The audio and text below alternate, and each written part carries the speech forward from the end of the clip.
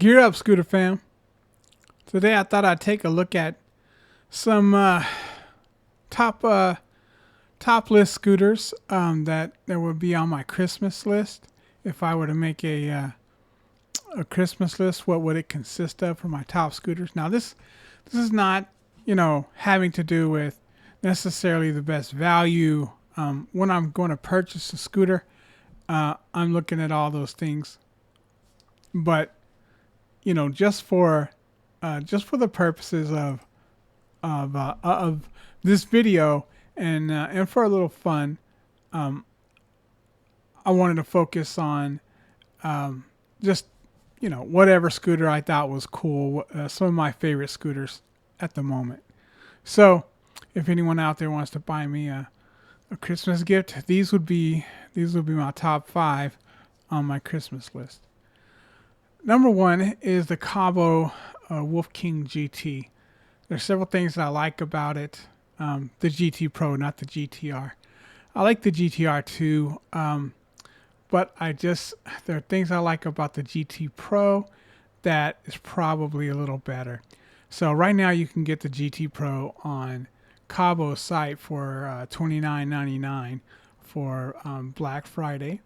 And I think that's a good deal as well. But aside from that being a good deal, I like it better than the GTR just because you can get a thumb throttle with it. I don't necessarily like the fingered throttle on the GTR. I wish they had an option where you could just select that when you buy the scooter. I know you could probably try to find one and make it fit and all that, but I'd rather it just already be on there.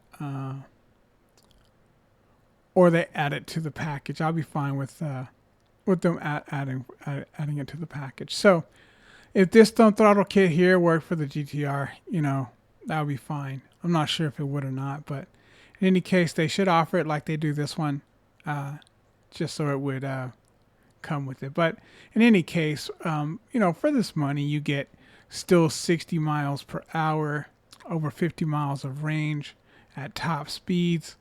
I'd get much more than that. So like I said, it's a 72 watt motor. You have two 2000 watt motors, 72 watt battery rather, 35 amp hours.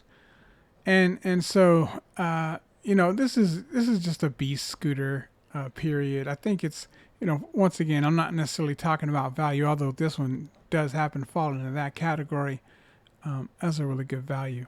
Next up, we have the Mars XTR. And this scooter is just probably, bang for the buck, everything considered, maybe the best scooter out there. Once again, all things considered. You got the LG battery, you got it goes 65 miles an hour. It gets over 50 miles of range. You've got a battery with a fire extinguisher. It's got an IP6 6 rating, waterproof, something 6, where it's X6 or 66, something like that. It's got a really decent waterproof rating. And it doesn't have sine wave controllers, which is one thing I wish it would have. But just straight performance, this thing is just insane. It would take IP66. It's got everything you'd want from it's got dual stem for stability. Not that I would ever probably go as fast as this thing goes, but it would just be nice to know that it's there. And this scooter is just a high quality for the price. I think you get probably the most bang for the buck in general at $3,400 for this scooter. Talk about the Apollo Phantom Stellar. Once again, these are just my Christmas list scooters.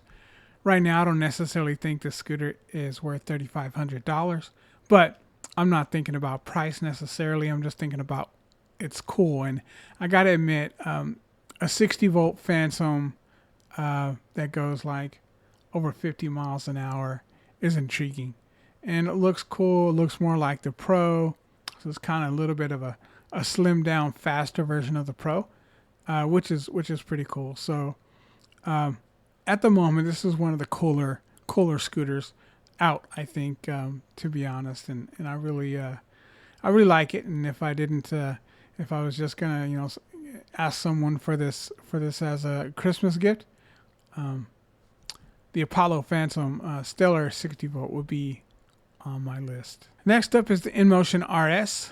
I've always had an interest in this scooter. Doesn't really matter to me whether it would be this one or the Midnight from Voro Motors. I'd be happy whichever one I could get the better deal on. I think they're both $39.99 at the moment. There are deals now and then on Voro, and they also sell this one I think now as well. Just a standard InMotion RS. But I have no preference in the two. I think that this scooter is awesome. It would be nice just to get as a gift. Once again, I doubt I'd be willing to spend $4,000 on an InMotion RS.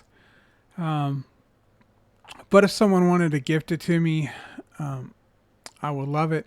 It gets over 60 miles of range, tested at high speeds, goes over 60 miles an hour. It's got an IP56 waterproof rating. I mean, it's just a beast of a scooter. I would love to have it in my collection if someone wants to send it to me. All right, for the last one, we have the Roadrunner RX-7. This is probably the most intriguing scooter right now that's out that I'm really interested in as far as it being exciting. It's got a 72 volt 40 amp hour battery, which is huge. I think it goes over 60 miles an hour, 65 miles an hour, something like that. It comes standard with everything that's like upgrades. So you got Magura brakes, you got PMT racing tires, you got KKE shocks, and then you got your Samsung battery. So everything the scooter's made of is top of the line, which is amazing. But the one question mark I think for probably me and some people, IP67, which is crazy. I don't even see a rating that high very often. So it's got a 67, which means the waterproof rating itself is a 7. But anyway, that's just insane. I just, like I said, this was probably the coolest scooter as far as like how it comes. Like the base is just got everything upgraded. Magura are the best brakes you can get. KKE or motorcycle shocks, Samsung batteries, along with LG are some of the best out there. PMT tires are just hands down for a street scooter, probably the best way you can go.